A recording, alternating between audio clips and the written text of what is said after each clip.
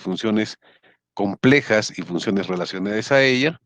Estas van a servir al mantenimiento de la vida y la primera función de esta va a estar relacionada con la ventilación fundamentalmente. Este es un fenómeno que desde la perspectiva vital se va a definir básicamente con como la movilización de gas desde la atmósfera, aire, entre dos compartimientos, que es la atmósfera y el alveolo. El objetivo es básicamente la relación o la afinidad que busquen ambas estructuras, tanto la atmósfera hasta llegar al alveolo y lograr el intercambio gaseoso, que es la principal función del sistema respiratorio. La función principal del pulmón es el intercambio gaseoso, como le reitero, la eliminación del anhídrido carbónico o dióxido de carbono e incorporar el oxígeno del medio ambiente o atmosférico a la sangre para que pueda llegar a todos los tejidos o a la parte más lejana tisular, para ser transportados a las mitocondrias de las células y así haya oxigenación a nivel tisular. ¿Ok? Entonces tiene que quedar bien definido aquello. Entonces, para empezar con una parte introductoria, un poquito de fisiología, esta lámina nos muestra cuál es la composición de nuestra atmósfera. Básicamente, la atmósfera, ¿qué es? Es la masa de gas que cubre toda la superficie de la Tierra, aproximadamente 10.000 kilómetros de espesor tiene ella. El 80% de su masa se encuentra en los primeros 15 kilómetros, básicamente. Y la composición, fundamentalmente, el aire que nosotros respiramos es nitrógeno. El nitrógeno se encuentra en 78.1% y el oxígeno en un 20.9%. Por temas didácticos, ya se equipara el fío o el oxígeno a 21, que normalmente lo conocemos, ¿no es cierto? Pero va a estar compuesto por otros gases también. Va a tener argón, va a tener helio, va a tener neón, el mismo dióxido de carbono y agua, y partículas suspendidas que sumadas todas ellas hacen el 100% de la composición de la atmósfera. Este es un cuadro más específico de cómo se encuentran las concentraciones reales del aire: nitrógeno 78.09, oxígeno 20.93, igual al anterior cuadro. Por eso cuando se pregunta cuánto de oxígeno tiene la superficie, la respuesta de ustedes debe ser 20.93. Esa es la respuesta correcta. El 99%, o si es que no es el 100%, cuando se hace esta pregunta, todos ustedes me responden 21%, y no es así, es 20.93%. Precisamente porque definitivamente por temas de simplificación y académicos se hace o de facilidad se utiliza esta terminología, ¿no? Pero es 20.93, ojo, ¿ya? La atmósfera va a tener definitivamente la misma cantidad de oxígeno, 21%, hemos visto, 20.93, se sintetiza 21%, pero va variando la presión atmosférica o la presión barométrica se llama, de 760, que es a nivel del mar, hasta 250, que estamos en el pico más alto, ¿no? Más de 8.800 metros, que es el Everest, que es la cordillera más alta que tenemos actualmente en el planeta. Pero hay una variación. Nosotros como Cusco estamos aproximadamente a la altura de, un poquito por encima de Bogotá, estamos aproximadamente en 505, que más adelante lo vamos a ver. Esta es una gráfica para evidenciar cómo la atmósfera mantiene su concentración de oxígeno en un mismo porcentaje, ya sea en el mar o en la altura, pero lo que varía es la presión barométrica. Esto nos sirve para sacar otra constante, que es el gradiente alveolo arterial, que eso varía, y definitivamente la presión barométrica está dentro de esa fórmula, ¿no es cierto? Entonces, el sistema respiratorio va a tener dos componentes importantes, como ustedes bien lo saben, lo han manejado ya en fisiología: un compartimiento o un sistema de conducción que va a llegar hasta la generación 16, básicamente, y una fase respiratoria, una zona respiratoria o de intercambio gaseoso, que es entre la 17 y la 23, que conforman todas las generaciones del sistema respiratorio, las cuales van a ser graficados en este gráfico básicamente, ¿no? Una vía aérea superior, una interna y una básicamente de intercambio gaseoso. Hay que considerar que el espacio muerto lo conforma todo el sistema respiratorio de conducción, que es que es el aire que se encuentra en los pulmones y que va entre 1 a 12 ml kilogramo peso. ¿Para qué? Para evitar el colapso pulmonar, ¿no es cierto? Estos son los volúmenes o factores que mantienen la apertura alveolar y que previenen el colapso o su cierre fundamentalmente. ¿Cuáles tenemos? El surfactante, que es muy importante y fisiológico para la vida. Desde fetos mantenemos esta sustancia porque va a ser la que nos va a ayudar a que haya una maduración pulmonar. Esta hace que haya disminución de la fuerza de tensión superficial y anulación de ella a volumen crítico. Es la que no hace que haya un colapso real, por así decirlo. Se va a mantener una presión transpulmonar positiva y esta que va a incrementar en la fuerza expansora sobre las estructuras ventilatorias. Va a haber una presión negativa, que es la que más está básicamente relacionada, que su mecanismo es la interdependencia alveolar, básicamente por los canales a ese nivel, los canales de Lambert, para ser más específico, mantienen interdependencia alveolar. El volumen residual, que, es que básicamente su mecanismo es la ocupación permanente del alveolo por un volumen de gas para que no se llegue a cerrar o colapsar por completo. Hay una ventilación colateral, la cual su mecanismo va a ser la facilitación del llenado de unidades con tendencia al colapso. Ojo, es como un sistema de amortiguamiento, ¿no? Cede algunas formas y otras presiona para evitar un balance, un equilibrio, ¿no? Y la presión alveolar de nitrógeno, que lo que va a hacer es un mantenimiento permanente del gas alveolar, ejerciendo su presión parcial, esto en cuanto a la difusión de los gases. Entonces, es importante la presión porque la presión intrapleural necesariamente va a ser negativa, la presión va entre -5 a -10, como ustedes bien lo manejan, la presión intrapleural, que hace que no haya colapsos. O sea, ¿qué significa? Que el pulmón, que es un globo de aire, o es un globo de aire constante presión, se pueda colapsar, se pueda achicar, se pueda encoger, ¿no? Para eso sirve este tipo de presión, para mantenerlo el pulmón abierto, ¿no es cierto? Entonces, hay dos mecanismos importantes dentro de la función respiratoria. Una va a ser la mecánica ventilatoria y otra básicamente va a ser el intercambio gaseoso. La mecánica ventilatoria es la que va a corresponder a los movimientos eh, sincronizados que realice el sistema respiratorio. Y estos van a deberse fundamentalmente a toda una cascada de elementos que participan en ella.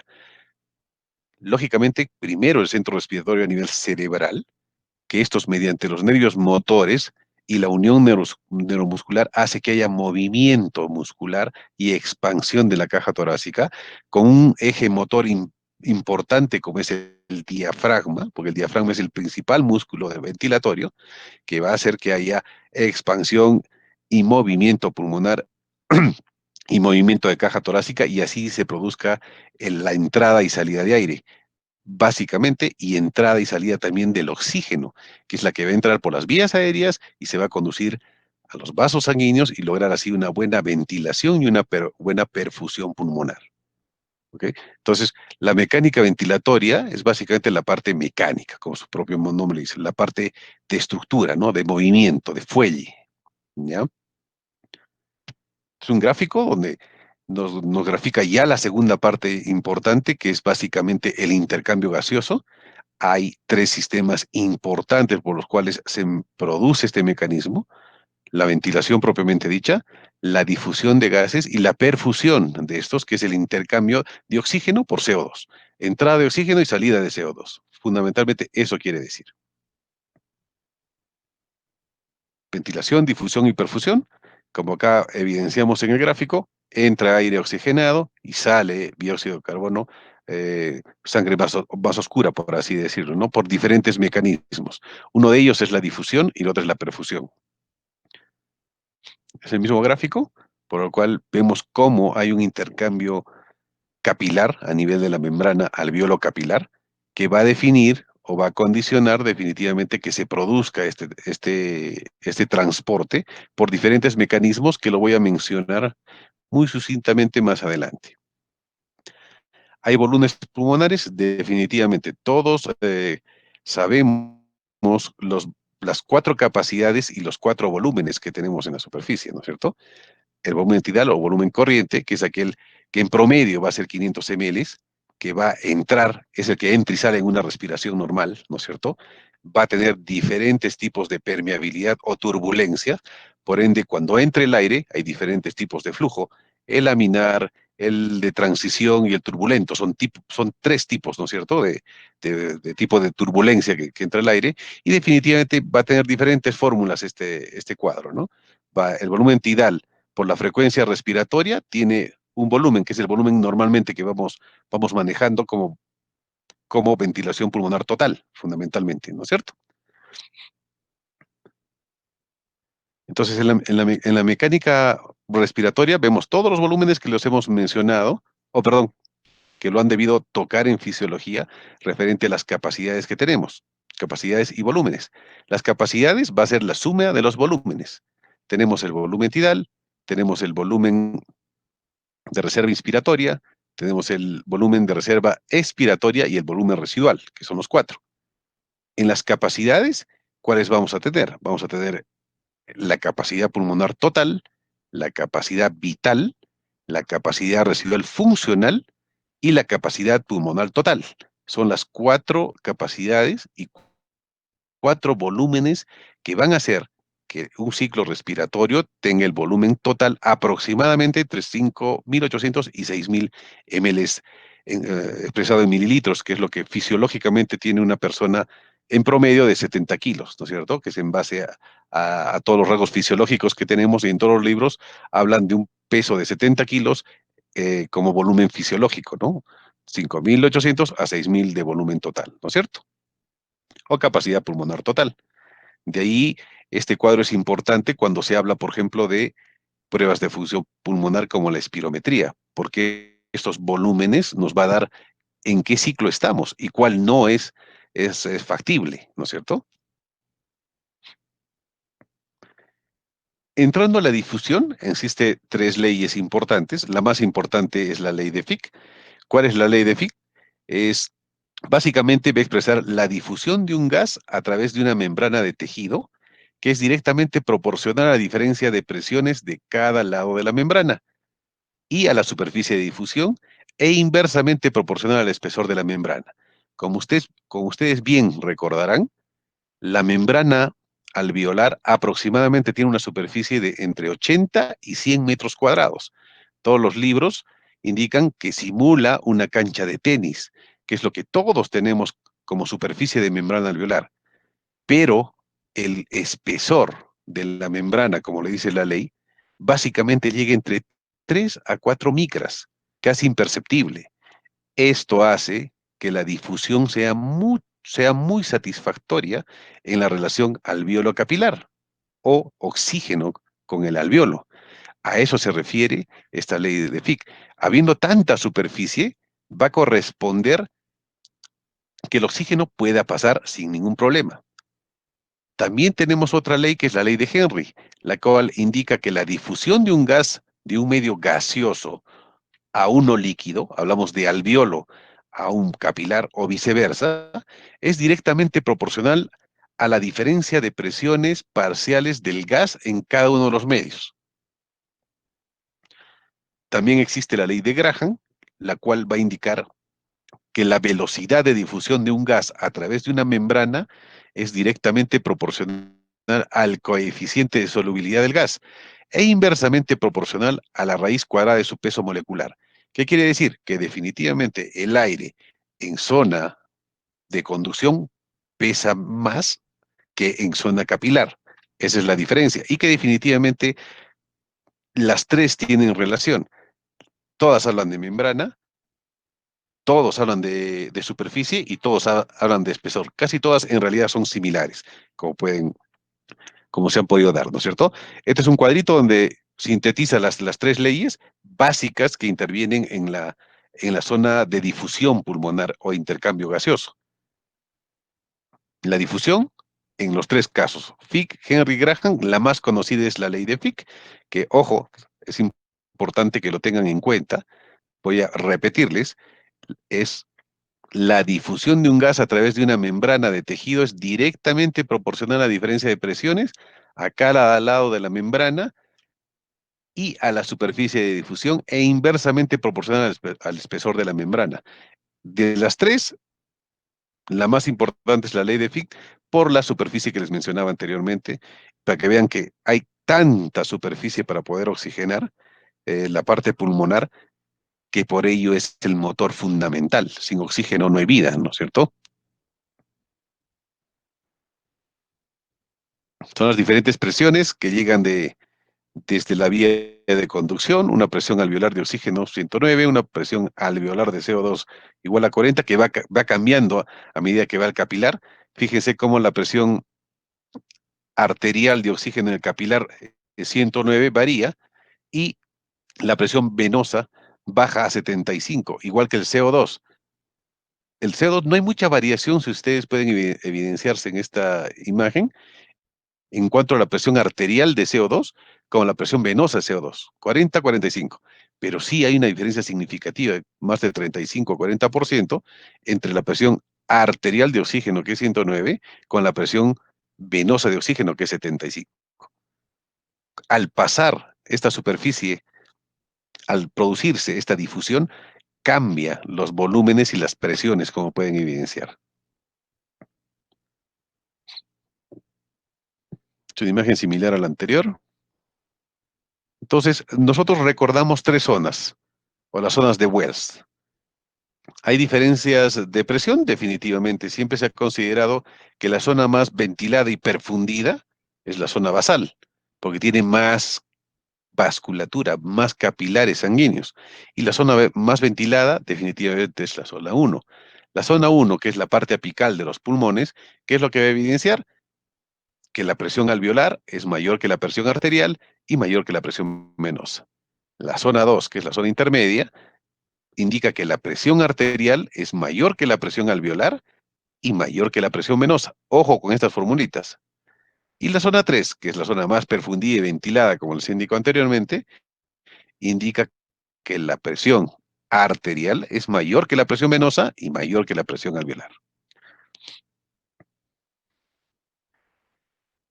Entonces pasan mecanismos fisiológicos importantes. Se ha hablado de mecánica respiratoria, se ha hablado de intercambio de gases, y ya estamos adentro, el oxígeno ya entró al pulmón.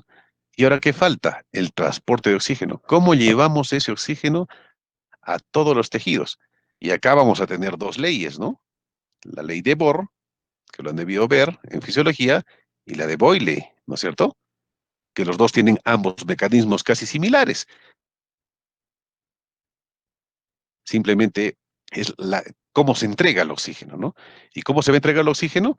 Necesariamente necesita estar unido a una célula plasmática, eh, para que pueda ser transportado. En este caso va a ser la hemoglobina, ¿no es cierto? Entonces la hemoglobina es la que va a transportar el oxígeno. Y cuando la hemoglobina se une en el capilar, llega a todos los tejidos por los vasos sanguíneos, llega al tejido, la hemoglobina se separa. Y al separarse, deja el oxígeno en la parte tisular para que se oxigene y no haya necrosis. Eso se llama ley de Bohr. Y cuando esta misma hemoglobina sin oxígeno se va a unir con el CO2, y va a haber aumento de CO2, porque ya no hay oxígeno, porque ya lo dejó a nivel tisular, eso se llama ley de Boyle. Perdón, ley de Haldane se escribe, Haldan. Ese es un error mío. Es la ley de Bohr y la ley de Haldan. Ok, entonces, para que haya alteración en la curva de disociación de la hemoglobina, hay dos factores, ¿no es cierto? Hay un desvío a la derecha y un desvío a la izquierda. ¿Hay fenómenos fisiológicos que se producen para que la hemoglobina tenga variaciones? Definitivamente. ¿Y cuáles van a ser estas? Las siguientes. Para que haya un desplazamiento hacia la derecha, tiene que haber, ojo, esto siempre es pregunta de examen, aumento de la presión de CO2, presión alveolar arterial de CO2, disminución del pH, aumento de la temperatura y aumento de 2.3 difosfoglicerato. Si se produce este tipo de fenómenos, la causa de desplazamiento o el desplazamiento va a ser a la derecha. En contraparte, ¿cuáles son las causas de un desplazamiento hacia la izquierda? Disminución del CO2, aumento del pH, o sea, que significa que va a ser una alcalosis, disminución de la temperatura, hay frío, y hay disminución del 2,3 difosfoglicerato, que condiciona que el desplazamiento sea hacia la izquierda. Entonces, a la izquierda, alcalosis. A la derecha, acidosis, más para el lado séptico, más para el lado infeccioso. Ustedes bien saben que cuando hay caída del pH es porque está habiendo un foco infeccioso en la mayoría de los casos, ¿no es cierto? A eso se refiere este tipo de cuadro, este diagrama, que es muy importante porque estas causas siempre las van a tener y siempre van a ser causal de pregunta porque es muy importante. Otra cosa más en el cuadro anterior, es importante que cuando nosotros tenemos una hemoglobina en 90, o perdón, en 60, perdón, me estoy equivocando, el oxígeno en 60 significa que la saturación de hemoglobina está por encima del 90%. Es un eje en 90 grados que especifica básicamente a qué nivel se utiliza, pues la presión de oxígeno está cuando la saturación de oxígeno está a un valor de 90, baja a 60, ¿no? Eso es lo normal, de 60 a 90 y va bajando paulatinamente, así como va bajando la saturación de oxígeno con pulso oximetría arterial. Entonces, ¿cómo es la oxigenación a nivel del mar? ¿Hay variación con la edad y la posición? Definitivamente. Los siguientes cuadros son algunas fórmulas que nos ayudan a diferenciar cuánto es el oxígeno estimado que deberíamos tener como población, tanto el nativo de altura como el nativo de costa. Entonces, acá el cálculo de la presión arterial de oxígeno, ojo, siempre cuando la letra es minúscula es arterial y cuando es mayúscula es alveolar, en función a la edad. La norma general consiste en restar 1 milímetro de mercurio del nivel mínimo de 80 milímetros de mercurio por cada año superior a los 60 años de edad. O sea, ¿qué quiere decir? Que si lo normal es 90 por año a partir de los 60 años, debemos estar disminuyendo 1 milímetro de mercurio para sacar su fórmula de una presión normal de oxígeno. Cabe decir que esta norma no es aplicable en los individuos que tienen más de 90 años, definitivamente porque ya hay un deterioro considerable, ¿no? Entonces no entran dentro de esta regla pacientes mayores a 90 años. ¿Y cómo es la oxigenación en el nativo de altura? Acá habíamos mencionado el mínimo de 80 cada año superior a 80 milímetros de mercurio en un nativo de costa. ¿Y en la altura cómo baja? La norma general consiste en restar 1 milímetro igual del nivel mínimo de 60 por cada año superior a los 60 años. Lo mismo. En la altura es 80, aquí es 60 para considerar normal. Ojo,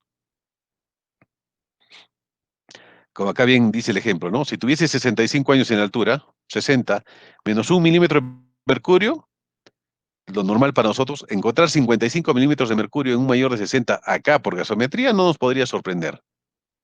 Eso quiere decir, ¿ya? La norma que no se aplica a mayores de 90 años es igual, tanto en altura como costa. Esta es una fórmula muy importante para tener un valor teórico de cuánto es nuestra presión arterial de oxígeno en función a la edad. Hay dos fórmulas, en supino y en sentado, ¿no es cierto? La fórmula general que se utiliza es una constante 103 menos 5 menos 0,42 por edad.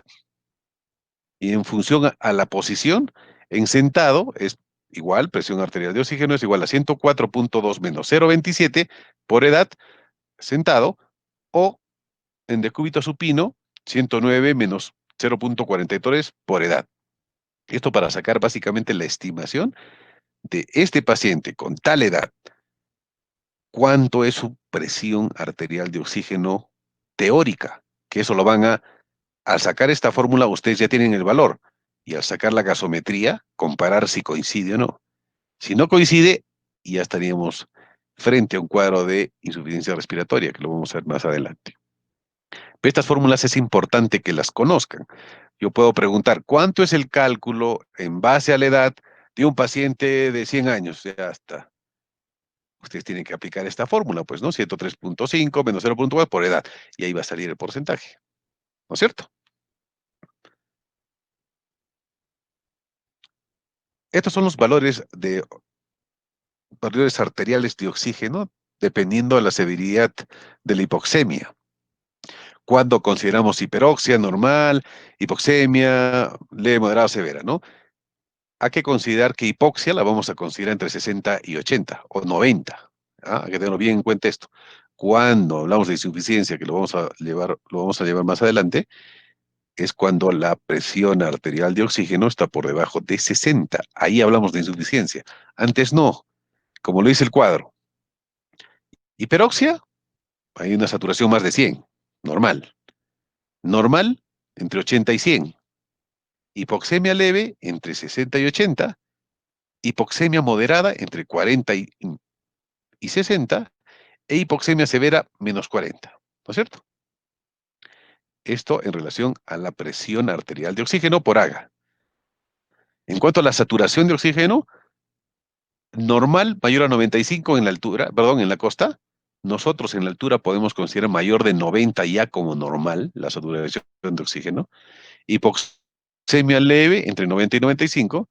Hipoxemia moderada 75 a 90. Hipoxemia severa menor a 75. Estamos hablando de hipoxemia. Si bajamos de 60, hablamos de insuficiencia. Ojo. Y si hablamos en relación al PAFI, que es la relación que también es un valor que lo encontramos en la gasometría arterial, que es la relación entre la presión arterial de oxígeno y el FiO2 ambiental, que es el constante 21%, hiperoxia mayor a 500, normal 400 a 500, hipoxemia leve entre 300 y 400, hipoxemia moderada entre 200 y 300, e hipoxemia severa menor a 200. Si tenemos un PAFI menor a 200, definitivamente este paciente está muy mal, definitivamente, ¿no? Les voy a presentar unos dos, tres cuadros que presenté en el Congreso de Neumología el año pasado en Lima para indicar cómo anteriormente, son más de 10.000 años, que los nativos de altura, como nosotros, que vivimos en altura, venimos viviendo en tiempos inmemoriales, cómo la adaptación del humano a la altura ha sido de tipo adecuada, que nos da ciertos beneficios, porque tenemos un pulmón, entre comillas, más grande. Todo nativo de altura tiene mayor potencia ventilatoria en los pulmones. Y este cuadro es significar los lugares donde hay zonas de mucha altura por encima de 3.000 metros. Ni qué decirse el Himalaya en Asia, donde está pues el Everest, ¿no? En África, los montes simianos, en América del Sur, toda la cordillera de los Andes, ¿no? Entonces, este cuadro es muy importante. Nosotros nos encontramos a 3.350 metros. Se dice que la fisiología respiratoria o la sintomatología respiratoria se manifiesta, al menos a los pacientes de costa, a partir de un ascenso por encima de los 2.500 metros de altura. Eso es lo que indica la literatura, ¿no es cierto? Entonces, tenemos una altura media entre 1.500 y 2.500 metros de altura, una altura propiamente dicha, entre 2.500 y 3.500, donde nos encontramos nosotros, una gran altura entre 3.500 y 5.800 metros sobre el nivel del mar, y una altura extrema, y donde ya casi no es que sea imposible vivir, pero es muy difícil vivir, mayor a 5.800 metros, pero sí hay lugares como en el Himalaya, donde definitivamente sí el nativo de altura ha sabido adaptarse a esas condiciones geográficas. Entonces, ¿qué molestias tenemos cuando hablamos de altitud? Cuando estamos menor de 1.000 metros, baja altitud, básicamente no hay efectos aledaños por la altura. Cuando estamos a una altura entre 1.000 y 2.000, catalogado como altitud media, hablamos de 1.500 a 2.500, ¿no es cierto?, en la anterior diapositiva, efectos perceptibles al ejercicio sí empiezan a manifestarse, al ejercicio, ojo. Cuando hablamos a gran altitud, entre 2.500 y 3.500 metros, hasta 5.000 en esta escala, ya vemos efectos al reposo y al ejercicio. O sea, solo al estar sin actividad ya tenemos dificultades ventilatorias. Y ni qué sería cuando estamos por encima de 5.500 metros, donde definitivamente la permanencia se hace muy, muy difícil y la sobrevivencia sobre todo, pero el nativo de altura ha logrado sobrevivir a este tipo de geografía. Entonces tenemos ciudades de altura muy importantes. Como al principio les indicaba, la densidad del aire es mucho más pesada en la altura. por eso que se hace más difícil de respirar cuando uno sube altura. Es como nosotros estamos adaptados a la altura, pero subimos a 6.000 metros y no podemos dar ni 10 metros, o caminar de 10 metros definitivamente, ¿no? Porque no estábamos adaptados a alturas extremas por encima de 4.000 metros, ¿no es cierto? Nuestra presión barométrica para nosotros como Cusco es de 505, ¿no es cierto? Como ustedes recuerdan, la presión barométrica a nivel del mar es 760 y a nivel más alto, ¿cuánto era? Era 400, era 300 en el Himalaya, ¿no es cierto? Habíamos visto. A nivel Cusco estamos a 505. Este valor es muy importante para sacar el gradiente alveolar arterial. Este es un cuadro que evidencia la composición del gas alveolar tanto a nivel del mar como a nivel de altura. No hay ningún estudio sistemático que se haya realizado acá en Cusco como departamento, pero sí hay estudios en zonas altiplánicas o ciudades como La Paz o Bogotá que tienen casi similares altitud. Entonces acá podemos evidenciar cómo la de oxígeno a nivel del mar es 159 y alveolar es 100 en variación a cómo se ve en la altura, que es 117 y 72. Igual hay variación en el CO2 también, no muy significativa, pero sí hay, 0.3 a nivel del mar y el alveolar 40, en la altura 0.2, el área alveolar 35 en la altura, nitrógeno también varía, de 593 a 442, y el alveolar de 573 a 406. Baja, como ustedes se dan cuenta, a nivel, a nivel de mayor altitud baja el CO2 y baja también el oxígeno.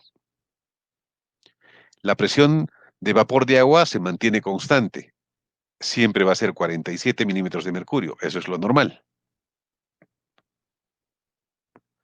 Entonces, como se den cuenta, la variación es diferente, ¿no es cierto? Este es un cuadro donde se evidencia la presión arterial de oxígeno en la altura, que es similar al cuadro anterior, como pueden evidenciar cómo los valores de la presión arterial de oxígeno de 95 baja a 57 o 62, más o menos para estar más cerca, y la presión arterial de CO2 de 40 a 34. Hay una variación de 5 o 6 en el CO2, pero sí es significativo en la arterial de oxígeno, más de 30%, ¿no es cierto? Entonces, definitivamente hay variaciones en altura considerables en relación al nativo de costa. Y este es un cuadro que evidencia la diferencia del gradiente alveolar arterial a nivel del mar, ¿no? En todos los valores anteriormente y cómo va cayendo paulatinamente a medida que la persona va envejeciendo.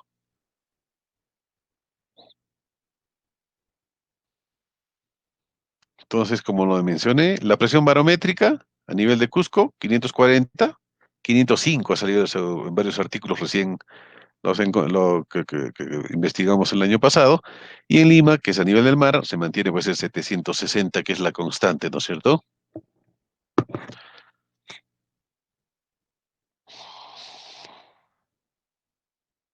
Entonces, en altura hay una adaptación fenotípica, sí, porque aumenta la ventilación basal, hay aumento en la afinidad de hemoglobina por el oxígeno, sí, se ha reportado en las últimas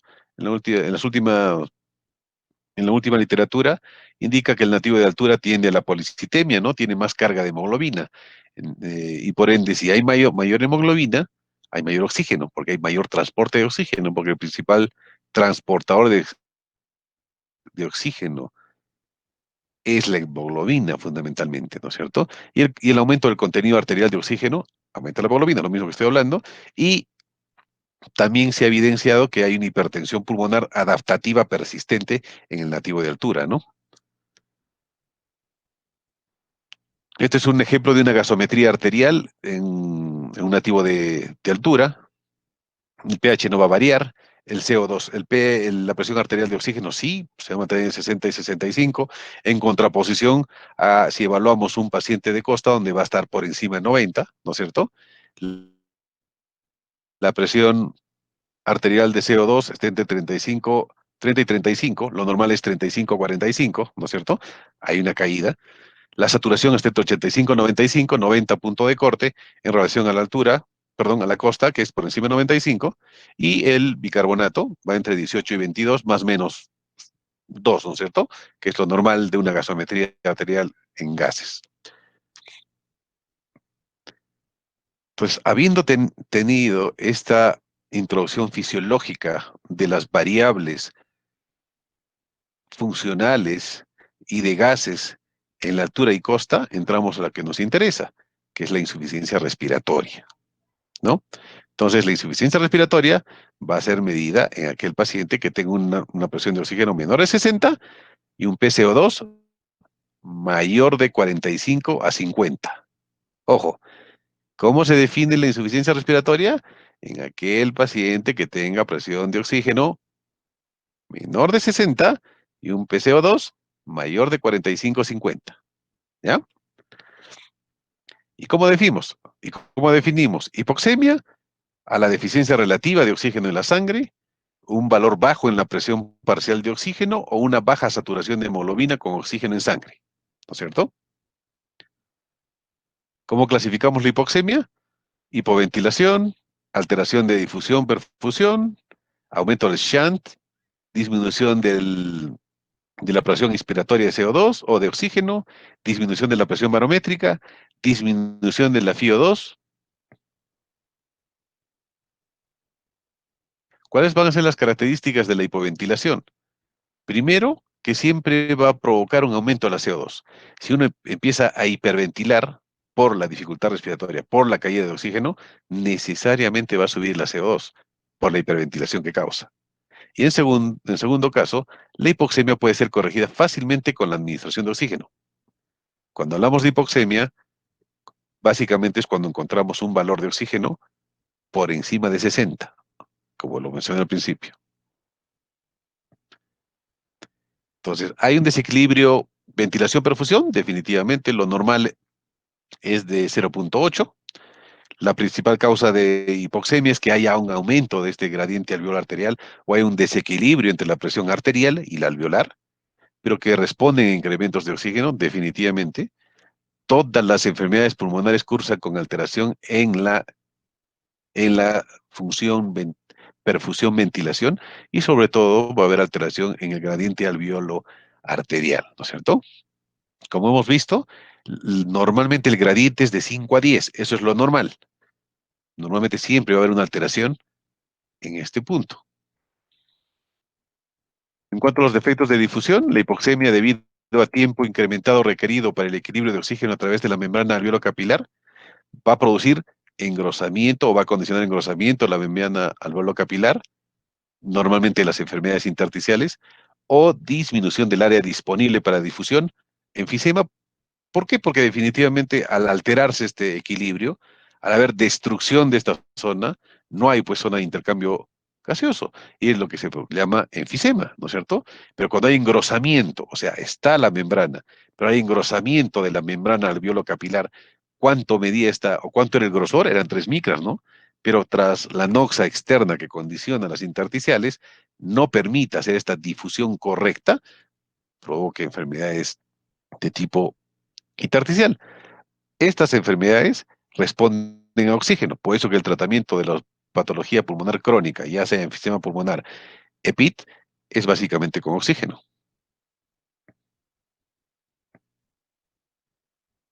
La reducción de la presión parcial de oxígeno inspirado, básicamente es por la reducción propiamente del oxígeno. Eh, ¿Dónde vamos a encontrar ello? En grandes alturas y cuando se inhala gases tóxicos, ¿no? Esto básicamente en la zona, cuando hay intoxicación por gas, minería, personas que se dedican a este tipo de rubros, ¿no? Y el shunt, que es el shunt, la sangre venosa que pasa a la circulación arterial sistémica sin pasar por las unidades pulmonares funcionales. ¿Qué significa? Que esa sangre venosa no intercambia oxígeno, no mete oxígeno y no bota CO2. A eso se llama shunt, son las unidades en las cuales no logran esta circulación. El shunt normal es de 2 a 3%. Hay aumento también del gradiente alveolo arterial y básicamente puede ser refractaria al uso de oxigenoterapia, ¿no? En un porcentaje mayor al 30%, ¿no?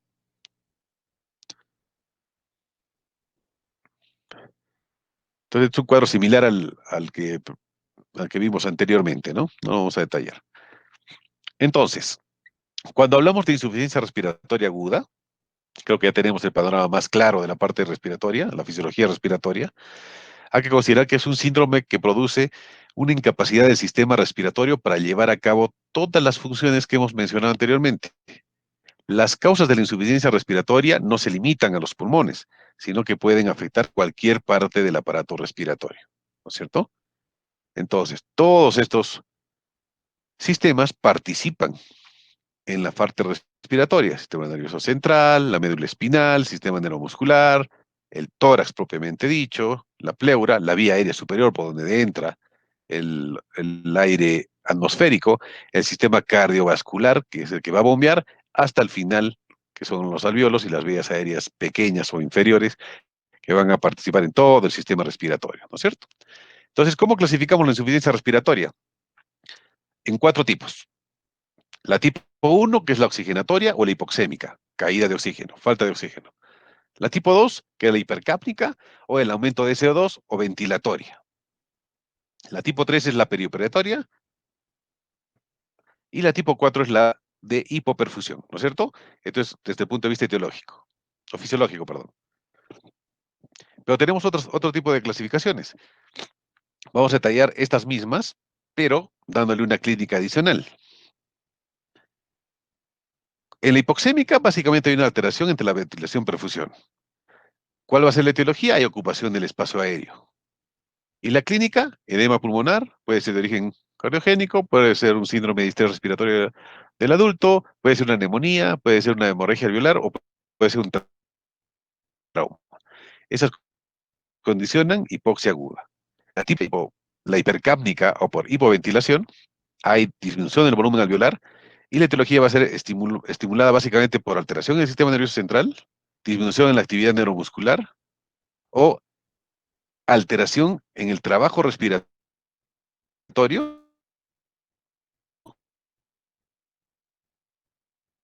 y con relación al espacio humano, el tipo de sustancia, miastenia, polirradiculitis, acá entran las neurológicas, entre el Guillain-Barré, el botulismo, el asma condiciona hipoventilación, el EPOC, las enfermedades intersticiales y la cifoescoliosis.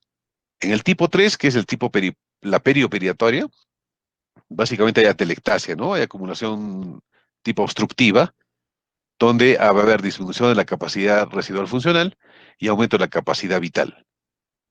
En cuanto a la clínica, se va a producir en obesos, en pacientes con ascitis, con peritonitis, con antecedentes de cirugía previa o efecto de anestesia, edad avanzada, hábito tabáquico, sobrecarga hídrica con broncoespasmo y aumento de secreciones bronquiales típicos de los pacientes obesos y con enfermedad obstructiva. Y por último, la tipo 4 o, o, o catalogado como shock que produce insuficiencia respiratoria, va a tener una etiología ya sea cardiogénica, hipovolémica o séptica, las tres, cardiológica, hipovolémica o séptica. Básicamente se va a producir en pacientes con infarto agudo de miocardio, hipertensión pulmonar, hemorragias, deshidratación, taponamiento cardíaco, bacteremia, ¿no es cierto?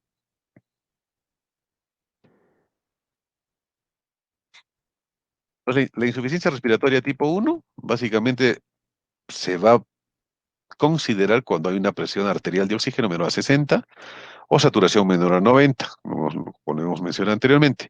En la altura es importante realizar la corrección entre 0,7 para estratificar la severidad de la ira. O sea, es una constante para bajar esto, ¿no es cierto? Es importante diferenciar la hipoxia de la hipoxemia. Hipoxia e hipoxemia, ¿no es cierto? Este cuadro lo hemos visto anteriormente. ¿Cómo definimos la hipoxemia? Leve, 70-80, moderada, 60-70 y severa, menor a 60, ¿no es cierto? Cuando ya hablamos de menor a 60, estamos hablando de insuficiencia, vuelvo a reiterar. Entonces, ¿qué causa o cuáles van a causar una insuficiencia respiratoria aguda? Hay tres tipos: hipoxémica, hipercápnica y aumento del trabajo respiratorio. La hipoxémica va a haber alteraciones neurológicas, sí, va a producir o va a producirse agitación agitación, inquietud, mareos, convulsiones, confusión, hasta coma. Dentro de los aspectos cardiovasculares vamos a tener taquicardias, bradicardias, arritmias cardíacas y signos de hipertensión pulmonar. En la hipercápnica, o aumento del CO2 en sangre, a nivel neurológico, ¿qué es lo que vamos a tener? Igual, somnolencia, en contraposición con la hipoxémica, que hay confusión, cefalea, hipertensión endocrinana y edema de papila. Y en la parte cardiovascular, hipertensión arterial, insuficiencia cardíaca, igual hipertensión pulmonar también, y un pH disminuido. Y en cuanto al trabajo respiratorio, hay agitación, entonces va a haber taquipnia, ortopnea y va a haber uso de musculatura accesoria, ¿no es cierto?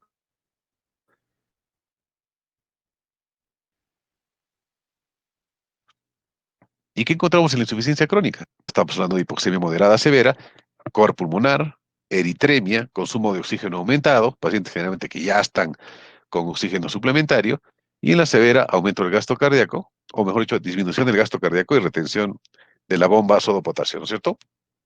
Y bradicardia.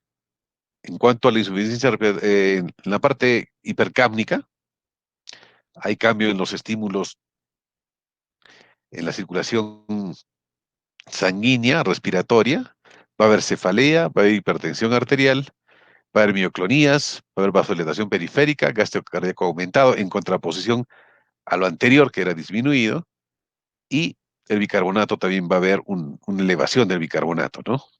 Básicamente, el bicarbonato, como ustedes recuerdan, es un buffer, ¿no? Que interviene en el equilibrio ácido-base, ¿no? Entonces, ¿qué diferencias encontramos entre ambas? Para diferenciar fundamentalmente si estamos frente a una insuficiencia aguda o una insuficiencia respiratoria crónica. En cuanto a los antecedentes respiratorios, puede faltar en la aguda, porque es de forma ocasional que se presenta, y en la crónica generalmente están presentes anteriores antecedentes previos respiratorios. En cuanto a la sintomatología, la instauración va a ser brusca en la aguda, de corta evolución, en contraposición de la crónica, que va a ser progresiva y de larga evolución o de larga data. En cuanto a la tolerancia clínica, es generalmente mala la aguda, en comparación de la crónica, que es buena, porque ya toleró, es un